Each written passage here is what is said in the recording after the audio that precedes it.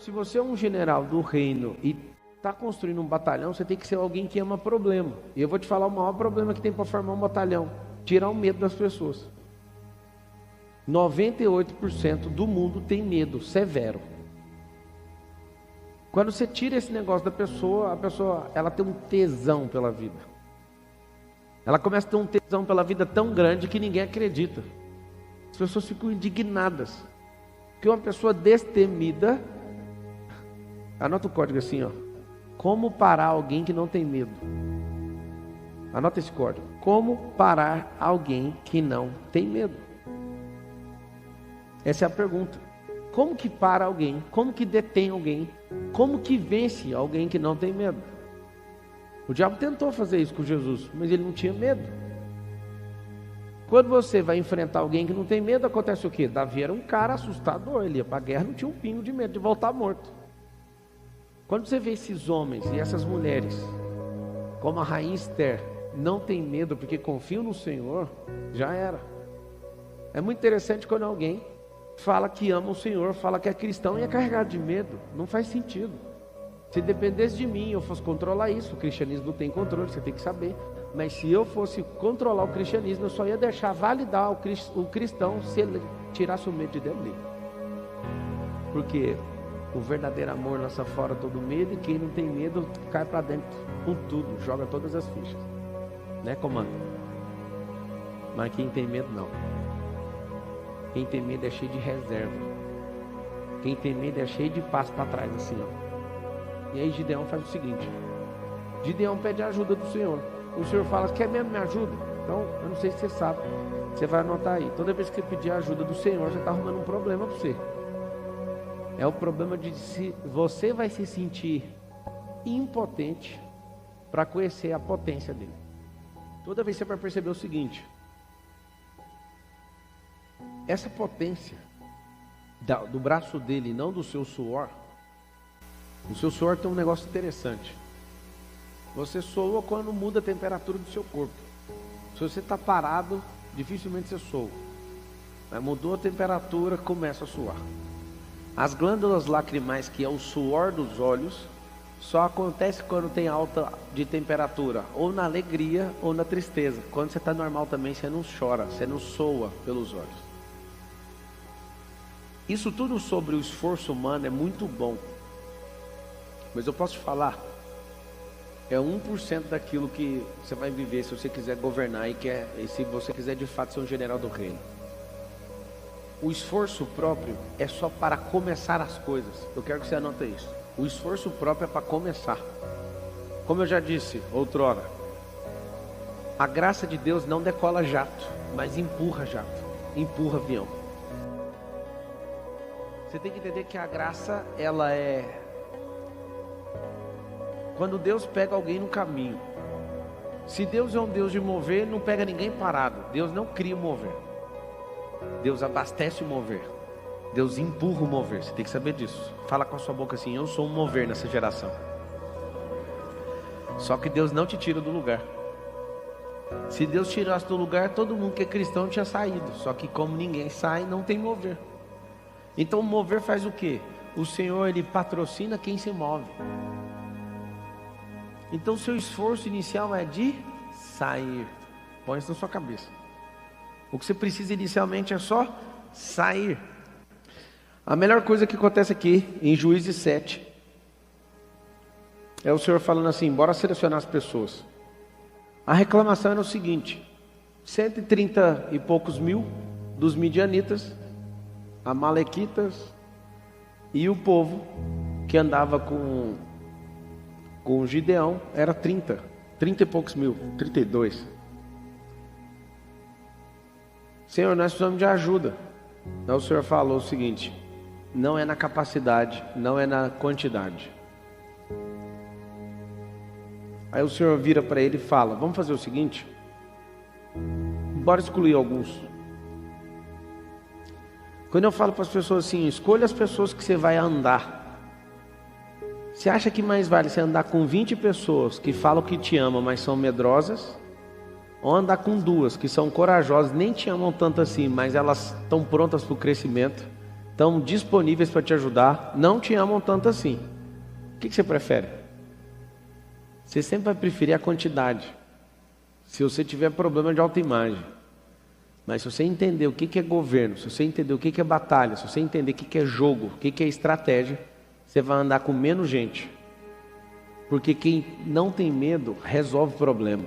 Quem tem medo, Raimunda, essas pessoas fogem de problema. Essa história para mim é encantadora, porque os que têm medo, eles não chegam no final de nada. Os que têm medo, quando chega alguém novo nos grupos, essa pessoa, ela fica com ciúme.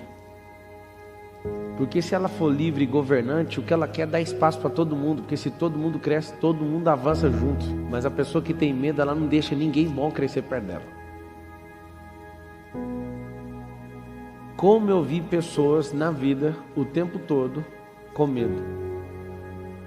Como eu vi todos os tempos, esses últimos 15 anos, pessoas deixando de governar tudo, porque tinha uma semente do inferno dentro dela. O medo.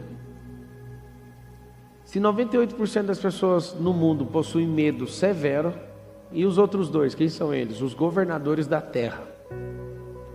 E a pior parte de todas é que esses governadores, a maior parte deles não são os filhos. Não são os filhos do reino.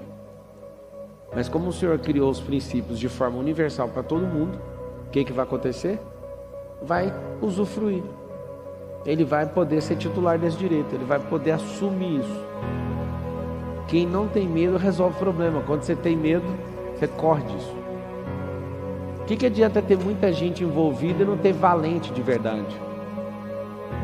Quando Davi selecionou os valentes, ele pegou gente cheia de pitimba, cheia de problema emocional. Mas que sabe o que era o problema dos caras? Eles podem até ser ruins, mas eram destemidos. Quando você pega gente destemida é terrível. Elas avançam, mesmo na sua incapacidade. O que é o grande lance? Antes de comprar um curso, antes de fazer uma faculdade, antes de fazer qualquer coisa, trabalhe para o medo ir embora. O medo é uma semente. Se eu fosse você, eu anotaria isso. O medo é uma semente.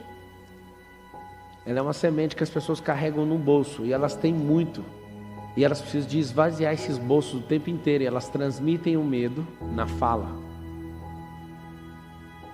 Elas transmitem o medo na fala. Por que elas fazem isso? Elas estão com raiva de você? Elas não querem te ver brilhar? Não, elas querem te ver validando o que elas carregam. Porque se você for destemido, você vai expor as pessoas. Presta atenção no que eu estou te falando. Quando você é destemido, você faz uma coisa no grupo que você convive. Você tira a roupa das pessoas. Elas se sentem nus. Elas se sentem nuas.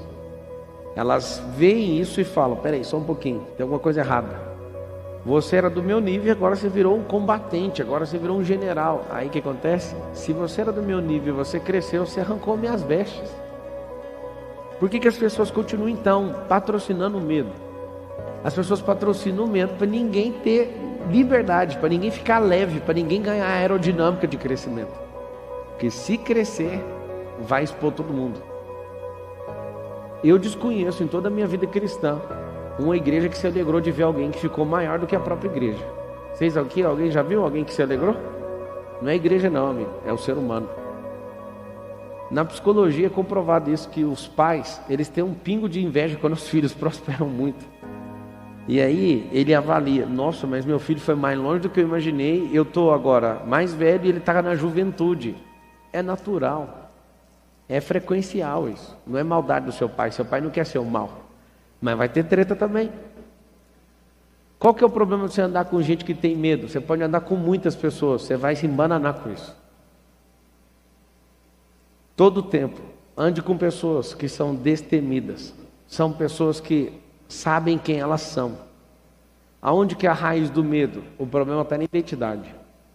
Acredita no que os outros falaram a seu respeito. Como é que o medo prolifera? Vou te explicar. Seu cérebro, ele é terra. Você não produz. Então alguém vem com a semente de erva daninha, joga na sua terra. A coisa melhor que você tem que saber sobre erva daninha é que não precisa de agricultor, precisa só de arremessador. Se só arremessar, se jogar de qualquer jeito, ela vai alastrar. Isso é interessante na terra. Você tem que parar para pensar nisso. As coisas boas da vida que a gente quer não se alastram sozinhas. Elas precisam ser plantadas de forma ordenada.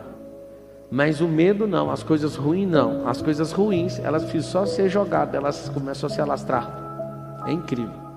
A deteriorização, a oxidação, todas essas coisas, elas se alastram sozinhas, não precisa de gestão. Mas para as coisas produzirem, precisa de gestão. Seu cérebro é terra, então vamos semear nele. Você semeia numa terra, começa a produzir nessa terra. O que as pessoas que têm medo vão dizer? Elas vão falar, ó, não vai chover. Ó, cuidado com praga. Ó, cuidado com isso. Elas vão falar o tempo inteiro. Primeiro elas falam, você lançar a semente. Ó, não é tempo de plantar. Vamos destravar agora? Fala todo mundo assim, ó, sempre é tempo de plantar. Um dia alguém falou para mim, não é verdade. Se plantar coisa na seca não pega, ou nas águas não pega. Eu falo, então sempre é tempo de plantar. Você acabou de dar o código.